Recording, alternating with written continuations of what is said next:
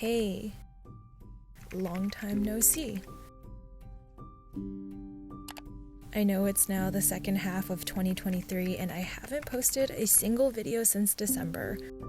There's really no crazy update, I just didn't have an idea or inspiration for a video. I would get random spurts of energy where I felt like I wanted to vlog, but there was never enough footage for me to turn it into some sort of video that made sense. I just haven't felt inspired, and I didn't want to post a half-assed vlog I wasn't proud of because I felt some sort of obligation to overshare my life on the internet. I kind of just kept all of the footage for whenever I felt inspired to tell a story with it all, so I figured I'd take this time to show you what I've been up to all year.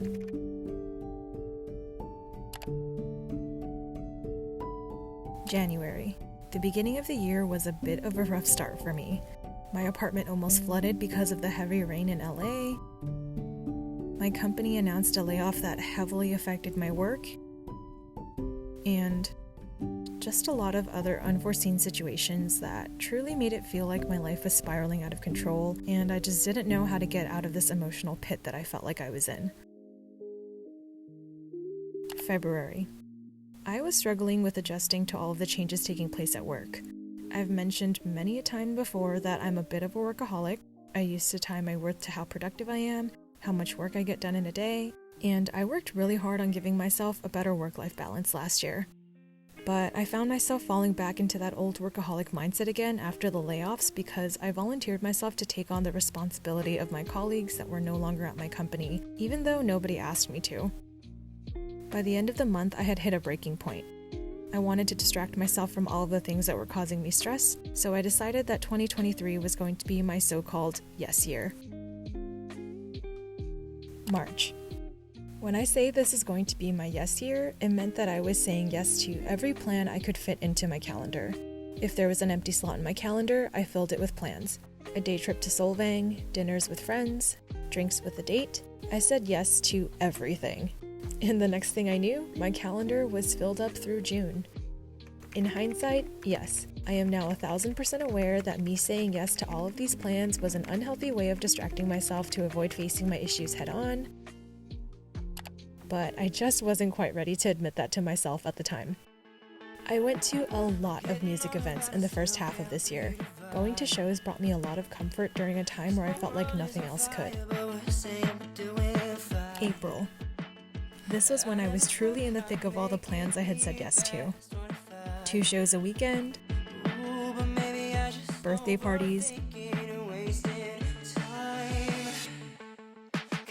a trip to Cabo,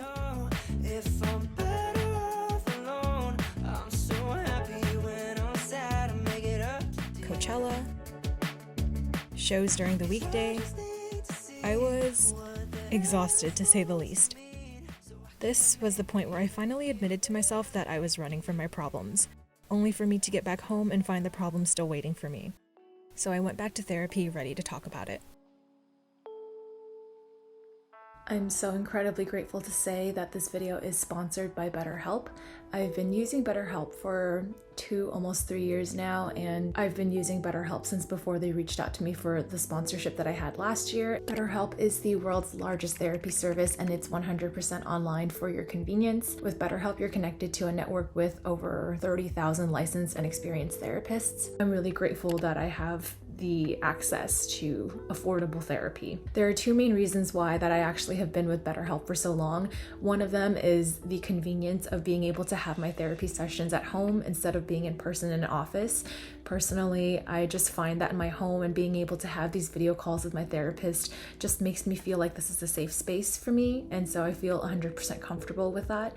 And the second reason why is because of just how affordable it is. So you really get the same professionalism and quality that you would at a normal in-office therapy session, but it's at the convenience of your schedule. It's way more flexible and it's at a more affordable price. I mentioned this last year, but it did take me a couple of tries for me to find the current therapist that I really get along with.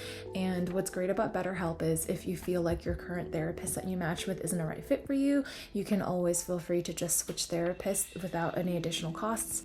Sometimes it's hard for me to kind of reflect and really think about what I'm feeling. Something that she's brought up recently that I didn't even realize is that The people-pleasing trait that I have within me has been so instilled within me that I really just forget to check in with myself, and I really just don't even know how I feel, because sometimes I'll explain a situation to her and she'll ask me how I feel about it, and I don't even know how to feel about it because I'm so concerned about how everyone else around me is feeling and how whatever I'm doing affects other people, and that's something that she really wants me to work on. And so I'm just really grateful that my therapist listens to me. She notices my tone when I'm speaking about things, and she really wants me and asks me to take the time to reflect and think about things, because I really need to work on that. And she's really good at reminding me to prioritize myself. She's really good at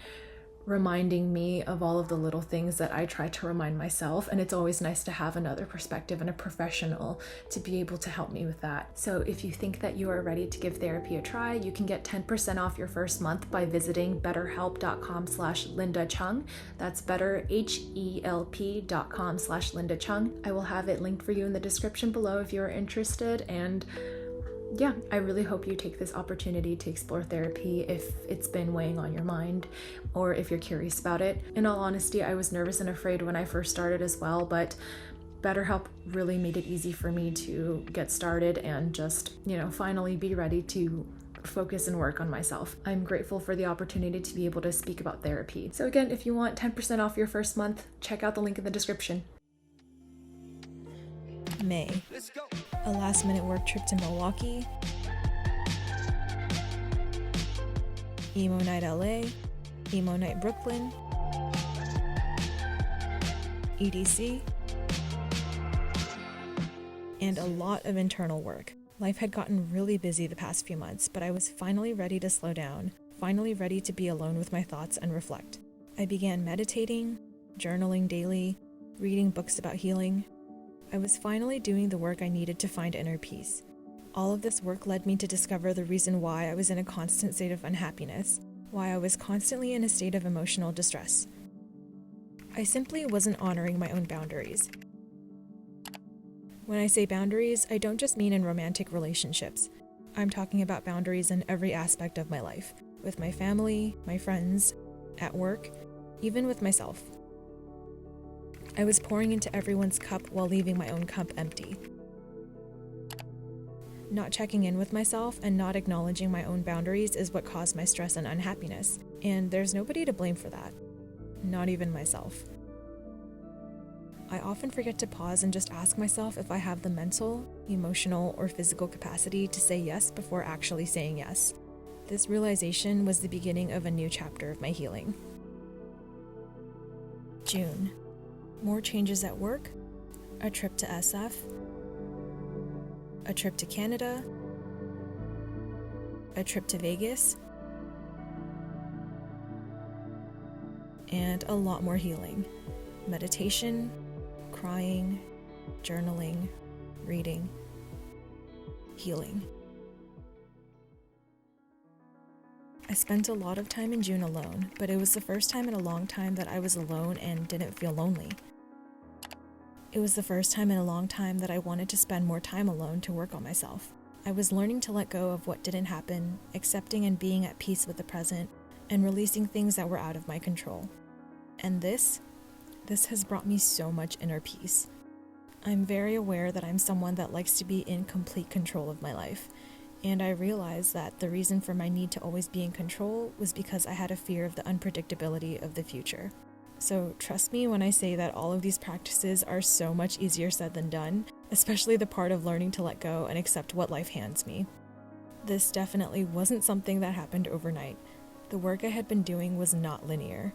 There have been so many ups and downs, and I know that this journey will continue to be that way. I'm learning to accept the beauty of the unknown, that what's meant for me will never miss me, and what misses me was never meant for me. So that's where I've been, and here is where I currently am. If you made it to the end of this video, thank you. Thank you for taking the time to watch this, for allowing me to be so vulnerable on YouTube for so many years, for being the kindest community, and for being vulnerable with me in the comments. And a final thank you to BetterHelp again for sponsoring this video. You can get 10% off with your first month by clicking the link in my description. And remember that you're not alone. I'm right here with you.